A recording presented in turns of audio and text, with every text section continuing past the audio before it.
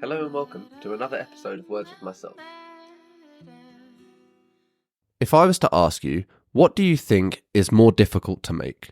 Big decisions or little decisions? Where big decisions are ones that would have a huge impact and consequence on your life, and little decisions are the decisions we make day to day. What would your answer be? I suppose this is a bit of a trick question, but if I was to truly rephrase the question to provide some clarity, it would be, what is it harder to do? To make the commitment, to make the choice, or to fulfill the commitment? Now, when you hear the question like that, you will probably think, well, it's obviously harder to fulfill the commitment than it is to make the commitment initially. But we don't often see our choices like this. We often inflate these big decisions that we think are very impactful. So, for instance, we might say that the difficult part is saying, I'm going on a diet, or I'm going to stop drinking, or any other of the decisions that you are making in order to better your life. We see that decision, that conscious choice to accept that we need change, as being the difficult part, the hard part. But in reality, it's actually all of the days after, where you have to keep making that decision. You have to keep waking up and deciding that that is the right decision and that your decision was founded on good reasoning and you know why you chose to make the change that you did, and presumably it was because you had good reasons to do that. These commitments that we make, we almost put too much emphasis on the commitment, on the decision, on the initial decision to take a certain action or choose a certain path. We think that that is the most difficult or the biggest obstacle to us actually doing what we need to do in order to change. But in reality, it's actually the everyday little decisions that we have to make, the consistency, the dedication to constantly make that same decision every day. That's the hard part. That's the part that we all struggle with. If we just made the big decision, if we just said, I'm going to commit to this, and then it was easy from there, we wouldn't see so many times that we make decisions and then we relapse on them. Or, we get into old patterns again. We find that we build up a bit of momentum and, maybe it's that we decided that we want to get in shape, so we start eating better and dieting, and, it's going well for a bit. But then maybe some event comes around like Christmas, and then you decide to have a bit of time off and you allow yourself that time to indulge in whatever you want to indulge in, and you get off track. And then you have to make that decision again to get back into it. And a lot of people find that the hardest part is coming away from it and going back in. And this should really signify to us that this is the difficult part. The little decisions, the daily decisions are the most difficult to make, because we don't see the impact of the little decisions, but we see or can prophesize the impact of the large ones. Those large commitments usually come with a lot of excitement and like an aha moment. Like we realize that we're going to do all this stuff to change our life around, to make improvements for the better. And we're fueled by that excitement for future possibility. And yet when it comes to acting on it and doing the day-to-day, that kind of falls into monotony. We don't see the progress that we envisioned. We see the two ends. We see where we started and where we want to end up. But we kind of jumped over the whole process of getting there. So it's not an exciting thing. Like change is rarely this really big, exciting kind of big bang event. It's actually lots of little daily decisions that slowly transition you from who you were to who you want to become. But we overlook these daily decisions. We fall into patterns and we relive our days on a loop. And we can do things because we've always done them. And that doesn't necessarily mean that we would make the conscious decision to act that way if we had to make that decision now without the history. But because it's something that we've always done, because it's a pattern that we have adopted, we don't feel like we're actually making a decision at all. It's just doing what we always do.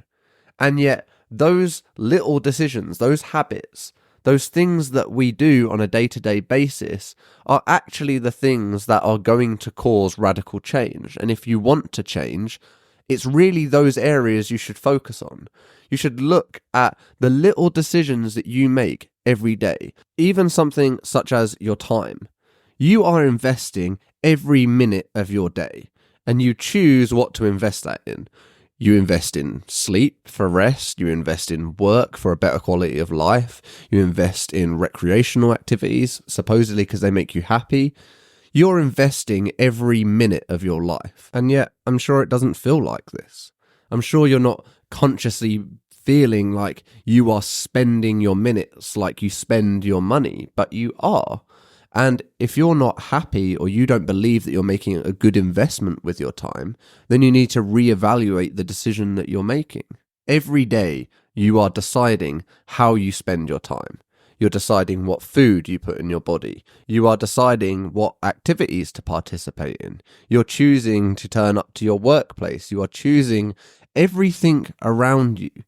And yet, we sometimes can fall into the trap of feeling like we're not making these decisions, but we are. And we might have good reasons for making these decisions.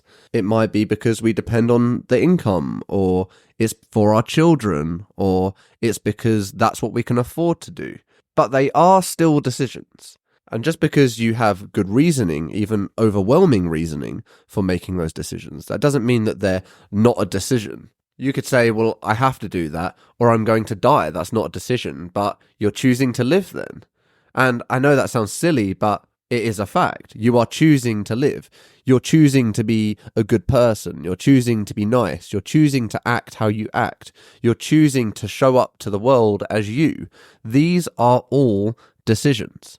No matter how ingrained into you they are, no matter how much they have become pattern or habit, they are decisions. And now we realize and understand the importance of these little decisions, and understand that all these decisions have a cost, and also, hopefully, a benefit. It may cost you time, it may cost you energy, it may cost you resources or a part of yourself. Everything that you do has a cost. And hopefully, if you review these decisions through a conscious lens and not a subconscious lens, you will see that you are making this decision because the benefit outweighs the cost. That's pretty much the marker for a good decision, I guess, is that we deem what we get back from what it costs to be worthy and suitable. It may be that we get immediate gratification and we say, well, we may die tomorrow, so if we don't enjoy things now, then maybe we won't get things later. Or it may be the opposite, and you say, well, if I use up all my resources now, I will take away from my future ability to be able to do something. And those are both solid reasons. And only you can determine whether one is right or one is wrong, or whether one is better for you or one is worse for you. No one else can decide that for you, but you can understand and make that a conscious choice, and to be more present. Like, this is what be present means. When we hear this so often, like, be present, it doesn't just mean sitting in silence or not being on your phone. It means being consciously aware of the decisions that you are making and the actions that you are taking. Being present is being aware of everything that you are doing. Because if you are in the present moment, that means you are not somewhere else in your mind. You are consciously making your decisions. And if you're consciously making your decisions, you presumably have good reason for making those decisions. The problem occurs when we are subconsciously making decisions, where we have lost our attachment to the reason of why we're making those decisions. We're just doing them because we have always done them, or because they are a habit and a pattern. There is a good reason why there are these subconscious decisions. It's because when we form these patterns, these are things that allow us and free our mind up to focus on other things. And if we had to decide every decision in real time, we would have to focus on breathing all the time. And we would have to focus on not falling over. It's not that we want to remove the subconscious processes.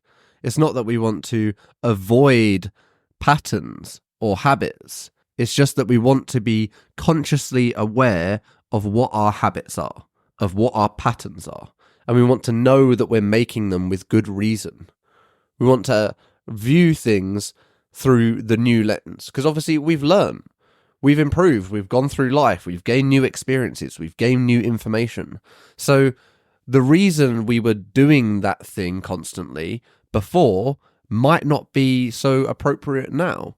Because we have changed, that decision might not be the best decision for us now. A lot of my work involves compliance and risk. And in this, you understand that because you accept a risk now, that doesn't mean that you will accept a risk later. And risks are constantly changing. Things are constantly evolving and developing and changing. And just because you make a decision at one point in time and you decide that that's the right course of action, that doesn't mean that the same decision at a different point in time will also be the right decision. You have to evaluate what you are doing in the present moment and ask yourself, why am I doing this? Is this thing that I'm doing, or this collective of things that I'm doing, the best thing for me? Is this aligned with the things that I want to do in the future, or my goals, or my plans, or who I want to become? The chances are it's not going to be. Because if your patterns and habits and actions were all aligned with the person that you want to become, or the things that you want to achieve, you would be achieving them and you would be that person. Yet, to identify the distance between where you are now and where you want to be, you can look at these decisions that you make every day and see how far they are from that person, from that thing. Because your decision to change, or your decision to go for something, to set a goal, to set a dream, may be the most difficult thing that you have to do. But the next most difficult thing you will have to do is to stick to that, to fulfill the commitment, and to decide to make that decision every day. Thank you for listening.